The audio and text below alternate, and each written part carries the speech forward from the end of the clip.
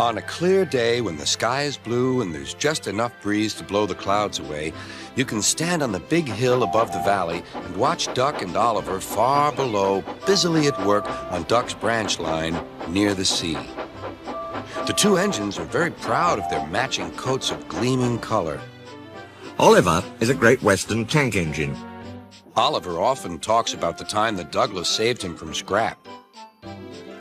The other railway wanted to scrap him, so he ran away, and so did Toad, a brake van.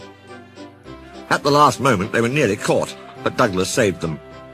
The Fat Controller was pleased, and said that when Oliver was mended, he could help Duck with his branch line.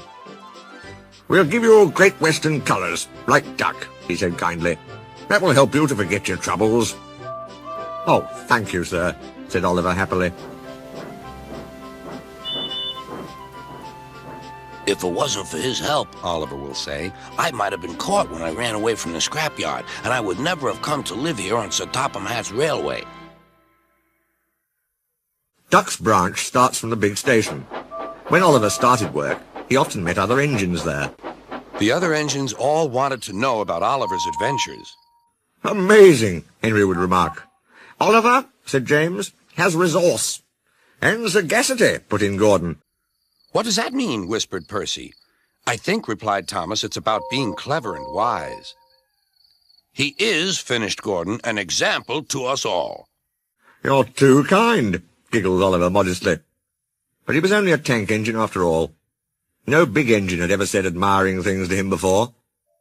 I'm sorry to say that Oliver became very puffed up in the smoke box. Oliver just laughed. "Henry says I'm amazing. He's right." He whistled as he swooshed along the line. "What do I care for trouble? I just push it aside." One day, Sir Topham Hatt came to see him. "You are doing well. Now you must learn how to look after freight cars." All trucks are badly behaved. Every wise engine knows that you cannot trust freight cars. The other engines, Donald, Douglas, and Duck warned Oliver about this. but he took no notice.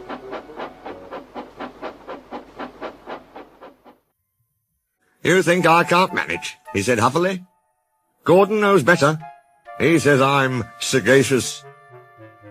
You may be good gracious or whatever you call it, but cars can be troublesome, and— "Say no more, Duck," interrupted Donald. "It's maybe a pity, but the wee engine'll just have to learn." And for himself. Toad, the brake van, felt sorry for Oliver. Next morning, he spoke to Douglas.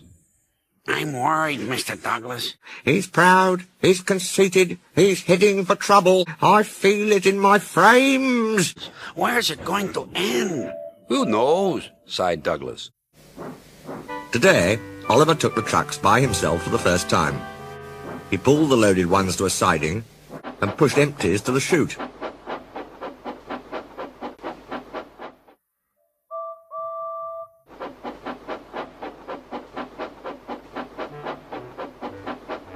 Then he came back full of confidence to take the loaded wagons away.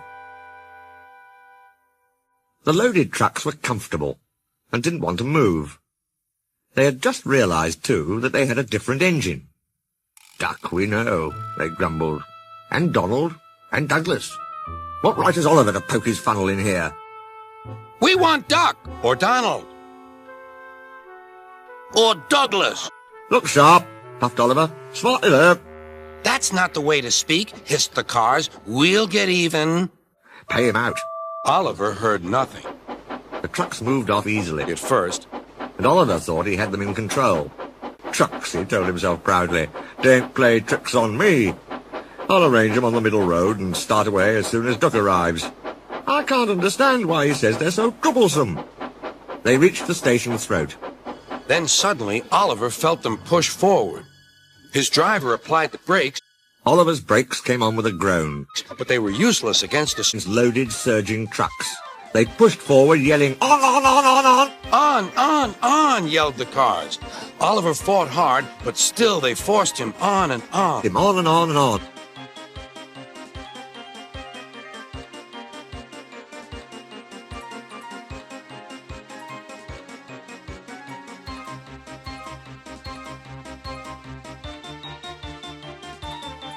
At last, the cars grew tired, Their efforts slackened at last. I'm winning, he gasped.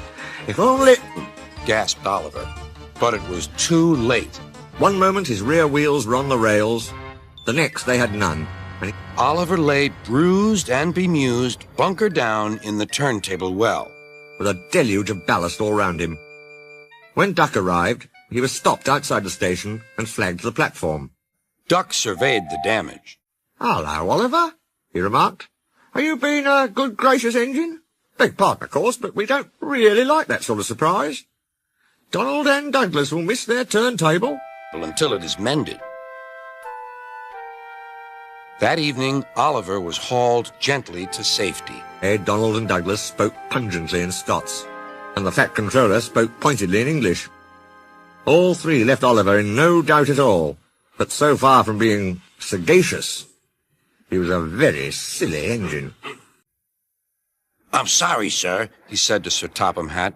I should have listened to Duck's advice. I don't feel good gracious or whatever it is. I just feel silly.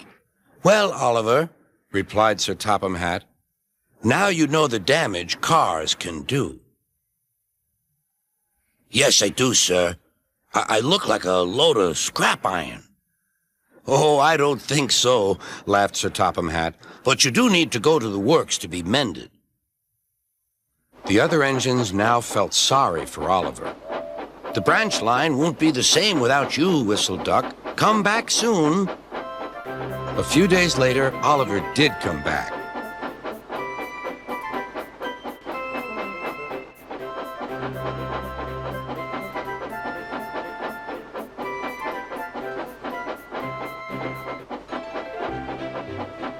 His coat gleamed brighter than ever.